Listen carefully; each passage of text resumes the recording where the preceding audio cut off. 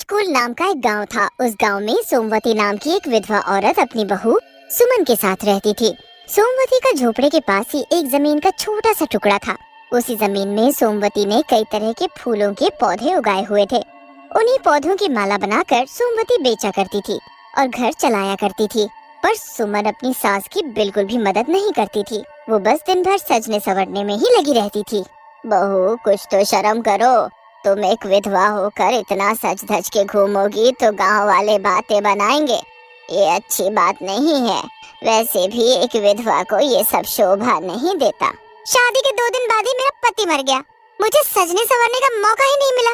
अब क्या उसकी याद में मैं पूरी जिंदगी भर रोती रहूं और तुम्हारी तरह ये सफेद साड़ी लपेट कर घूमूं? देखो माँ जी, मुझे इन गाँव वालों से कोई लेना देना नहीं। इसीलिए वो क्या बोलेंगे या क्या बोलते हैं, मुझे उससे कोई फर्क नहीं पड़ता। मुझे बस अपनी जिंदगी अपने तरीके से जीनी है, समझिए आप? अरे पर बहू। तभी सुमन सोमवती की बात काट देती है। अच्छा, ये बहू छोड़ो और मुझे कुछ पैसे दो। मुझे बाजार से कुछ जरूरी सामान लाना है। मैं इतनी मेहनत से 4 पैसे जोड़ती हूँ ताकि हम दोनों का पेट भर सके, और उसमें से तुम रोज आधे पैसे मुझसे मांग ले जाती हो फालतू का खर्च करने के लिए। तो और किससे मांगू पैसे? मेरा पति तो अब रहा नहीं। अगर वो जिंदा होता तो उससे मांगती ना पैसे। उसके जाने के बाद तुम्हारा हक बनता है मुझे पैसे देने का और मेरी हर जरूरत पूरी करने का। इससे बहस करने का कोई फायदा नहीं। अच्छा, ये तो बता दो कि इन पैसों का क्या करोगी? हाँ, ये बता सकती हूँ। मेरे बाल आजकल बहुत झड़ते जा रहे हैं। वो पायल है ना, उसने बताया कि एक तांत्रिक बाबा है, उसके पास हर बीमारी का इलाज होता है। बस उसी के पास जाना है। वो कुछ तो देगा मुझे बालों में लगाने के लिए। उसी तांत्रिक बाबा को देने के लिए पैसे चाहिए थे मुझे। बहू, एक बात बोलूं, ये जो तांत्रिक बाबा होते हैं ना, इनसे दूर ही रहना ठीक रहता है। वो कभी किसी के साथ अच्छा नहीं करते। माँ जी, आप फिर से शुरू हो गई अपना ये ज्ञान देने। मैं चली, बोलती रहो तुम। सुमन अपनी सास की एक नहीं सुनती और तांत्रिक बाबा के पास चली जाती है।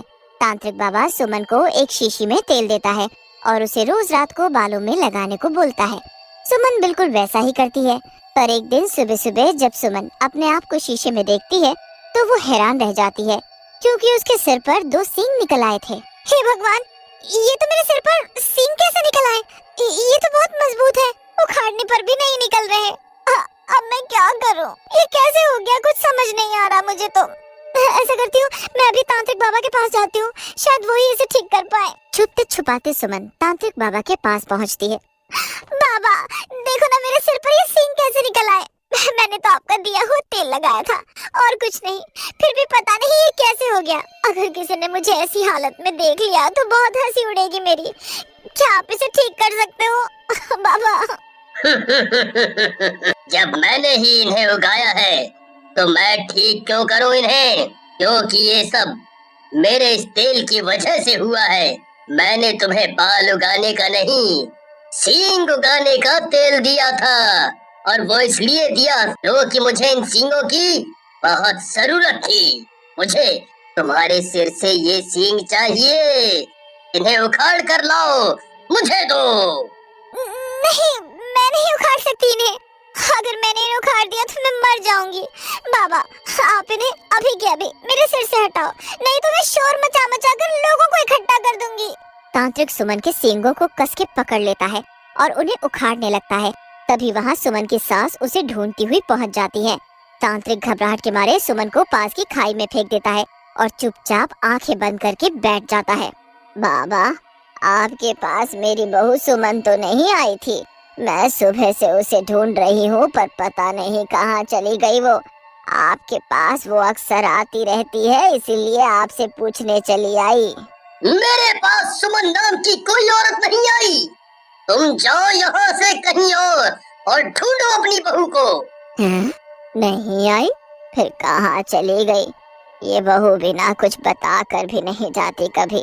मेरे तो पैर ही टूट गए उसे ढूंढते ढूंढते। सोमवती फिर अपने घर वापस चली जाती है। वहाँ खाई में गिरने से सुमन की मृत्यु हो जाती है और वो मरने के बाद एक चुड़ैल बन जाती है। मैं मर गई। मुझे तो यकीन ही नहीं हो रहा कि मैं मर गई। पर भगवान, तूने मुझे चुड़ैल क्यों बनाया? वो भी सींग वाली चुड़ैल। पहले मैं कितनी सुंदर थी, पर उस तांत्रिक की वजह से मेरा ये हाल हुआ। उससे मैं नहीं छोड़ने वाली। चुड़ैल तांत्रिक के पास जाती है, पर उसे वहाँ तांत्रिक नहीं मिलता। वो तो कब का वहाँ से जा चुका था।